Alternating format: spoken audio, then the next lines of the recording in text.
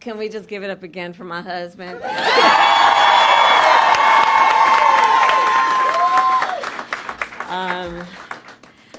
It is so good to hear our president's voice. Joe, I know you're still on the call, and we've been talking every day. You guys heard it from Doug's voice. We love Joe and Jill. We really do. They truly are like family to us. And everybody here does. It's mutual. I knew you were still there. You're not going anywhere, Joe. I'm watching you, kid. I'm watching you, kid. I love you. I love you, Joe. Oh.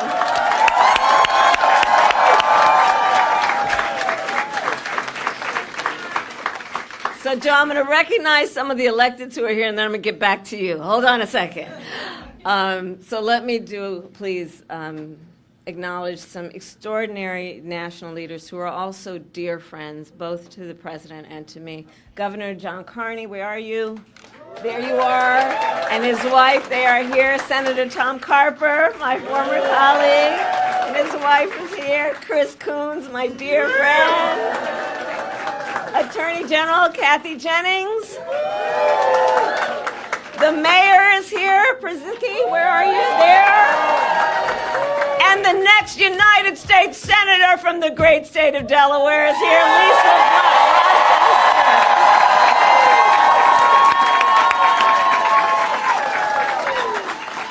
And I know everyone here has seen these elected leaders in this very campaign office on a regular basis.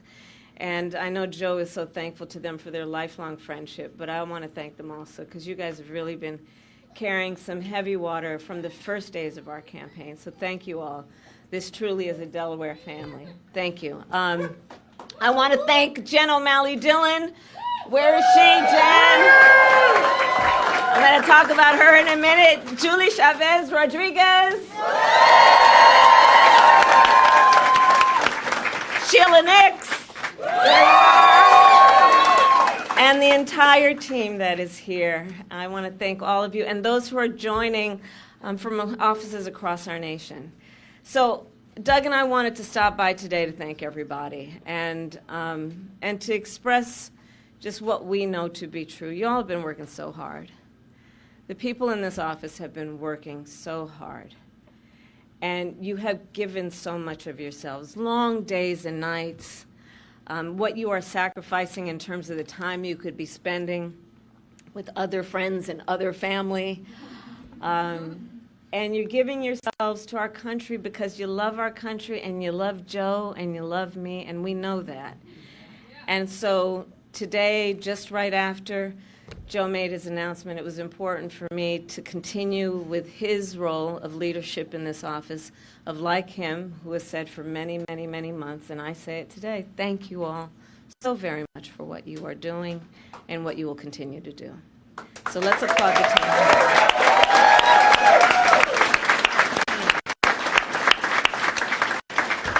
And I know it's been a roller coaster, and we're all filled with so many mixed emotions about this. I just have to say, I love Joe Biden. I love Joe Biden, and I know we all do, and we have so many darn good reasons for loving Joe Biden. And I have full faith that this team will be the reason we win in November. You all who are here. And as Julie always says, and I will quote the great Julie, we are one team, one fight. One team, one fight. And she's been an extraordinary campaign manager. She's going to continue in this role and see us to victory in November. And we are all here because we love our country, right? And we believe in our foundational principles. We believe in freedom and opportunity and justice, not for some, but for all. And so we have 106 days until Election Day, and in that time we have some hard work to do. And as JOD always reminds us, we can do hard things. JOD has been such an incredible leader of this team, and that is why I have just asked her to run my campaign, and she has accepted.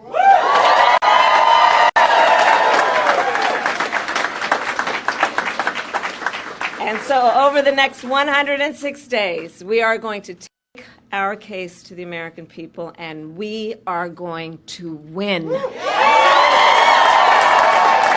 are going to win.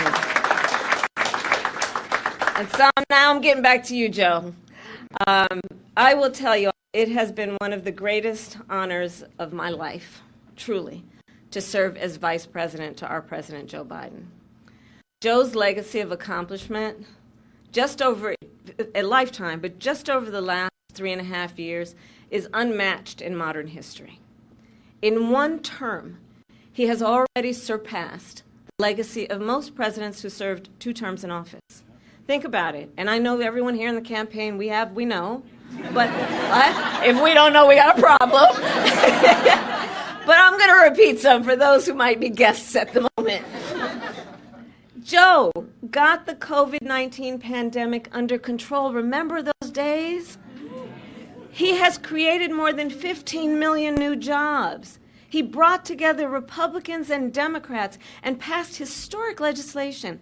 And I'm going to tell you, I'm a first-hand witness to all this work. I would sit with Joe in the Oval Office while he would bring members of both sides of the aisle and talk and listen and help them see what they may have in common and how we can actually work towards solutions. And because of their confidence in Joe, these accomplishments occurred. Joe has stood up for democracy at home, and he has stood up for democracy abroad, and he has always stood up for what he believes is right. And many of you may know, I first came to know Joe through his son, Beau. Beau and I worked together as state attorneys general. And back then, Beau would often tell me stories about his dad. And he would talk about the kind of father and the kind of man that Joe Biden is. And he would talk about the qualities of his father. And the qualities that Beau revered the most are the same qualities that I see every day in our president. His honesty, his integrity, his commitment to his faith and his family, his big, big heart, and his deep love of our country. And I don't need to tell you all, you know Joe's background, right? I mean, he grew up in a middle-class family in Scranton, and he has never forgotten where he comes from. And so again, I am a first-hand witness from being with him in the Oval Office to the Situation Room and seeing him on the global stage with world leaders. President Joe Biden fights for the American people, and we are deeply, deeply grateful for his service to our nation.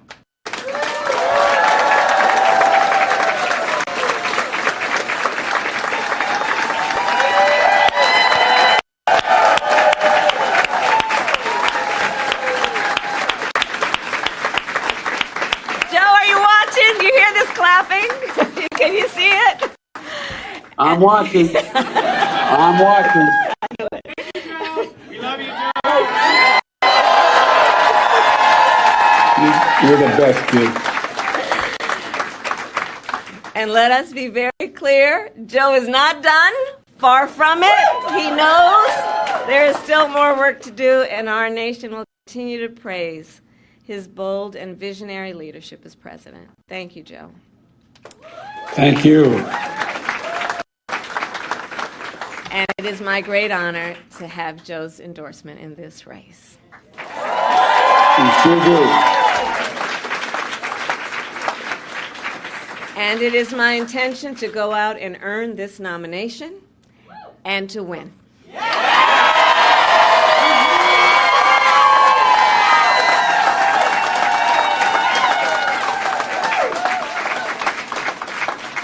So in the days and weeks ahead, I, together with you, will do everything in my power to unite our Democratic Party, to unite our nation, and to win this election. You know, as many of you know, before I was elected as Vice President, before I was elected as United States Senator, I was the elected Attorney General, as I've mentioned, of California, and before that I was a courtroom prosecutor. In those roles, I took on perpetrators of all kinds.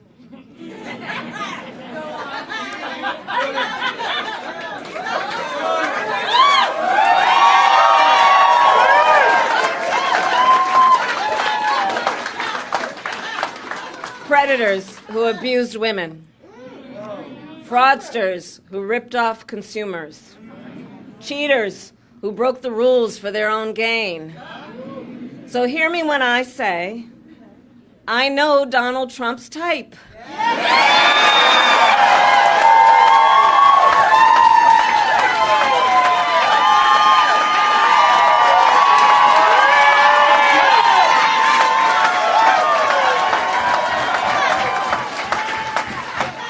And in this campaign, I will proudly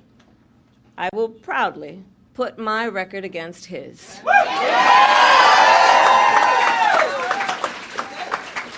As a young prosecutor, when I was in the Alameda County District Attorney's Office in California, I specialized in cases involving sexual abuse. Donald Trump was found liable by a jury for committing sexual abuse. As Attorney General of California, I took on one of our country's largest for-profit colleges and put it out of business. Donald Trump ran a for-profit college, Trump University, that was forced to pay $25 million to the students it scammed.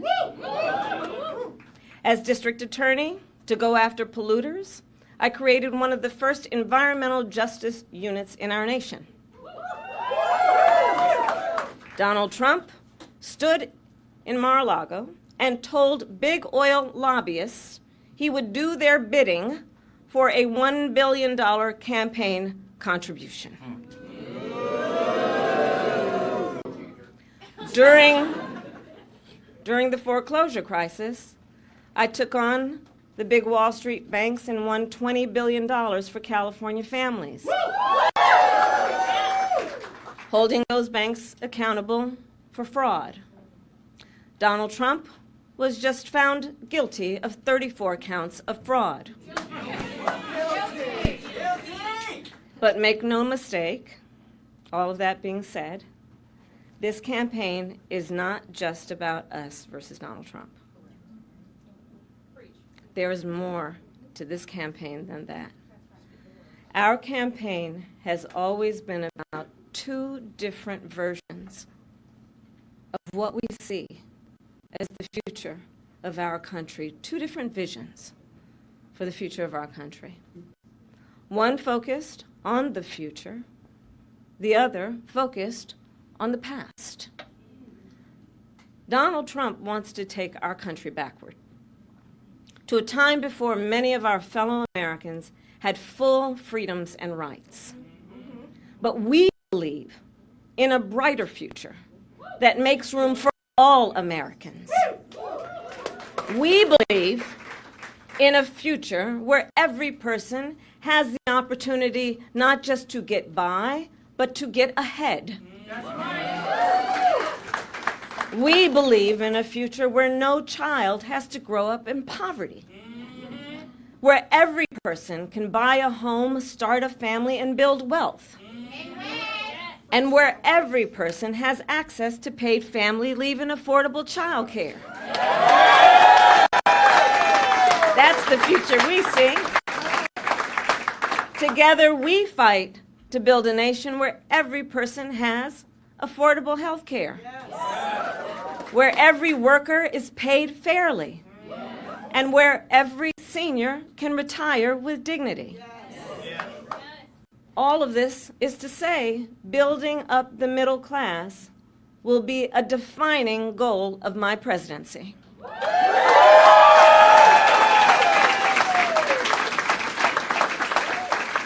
Because we here know when our middle class is strong, America is strong. And we know that's not the future Donald Trump is fighting for. He and his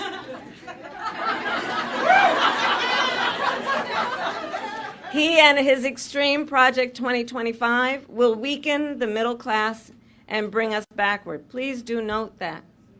Back to the failed trickle-down policies that gave huge tax breaks to billionaires and big corporations and made working families pay the cost.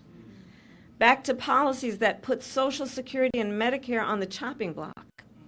Back to policies that treat health care as only a privilege for the wealthy instead of what we all know it should be. which is a right for every American. America has tried these economic policies before. They do not lead to prosperity. They lead to inequity and economic injustice. And we are not going back. We are not going back.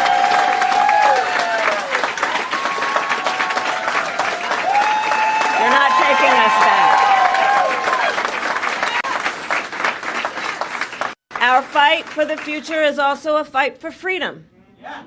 Generations of Americans before us have led the fight for freedom, from our founders to our framers, to the abolitionists and the suffragettes, to the freedom riders and farm workers. And now I say, team, the baton is in our hands. We who believe in the sacred freedom to vote.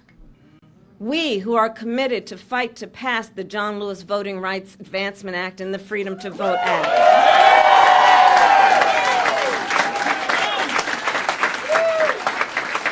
We who believe in the freedom to live safe from gun violence. And that's why we will work to pass universal background checks, red flag laws, and an assault weapons ban.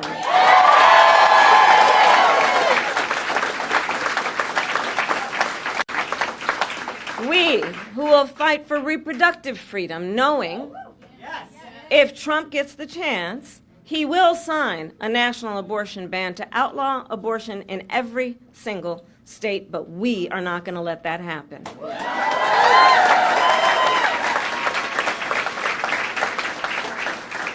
It is this team here that is going to help in this November to elect a majority of members of the United States Congress who agree the government should not be telling a woman what to do with her body.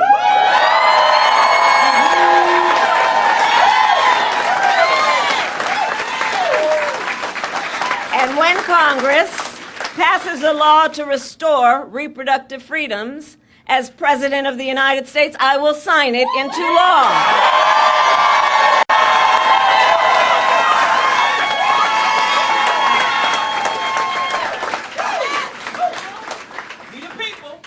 Indeed, we the people.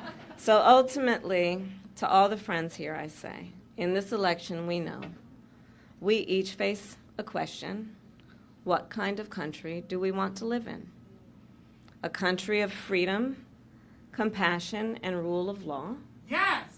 Or a country of chaos, fear, and hate? No! You all are here because you as leaders know we each, including our neighbors and our friends and our family, we each as Americans have the power to answer that question. That's the beauty of it, the power of the people. We each have the ability to answer that question. So in the next 106 days, we have work to do. We have doors to knock on. We have people to talk to. We have phone calls to make. And we have an election to win. So are you ready to get to work? Do we believe in freedom? Do we believe in opportunity? Do we believe in the promise of America? And are we willing to fight for it? And when we fight, we win. God bless you all, and God bless the United States of America and Joe Biden.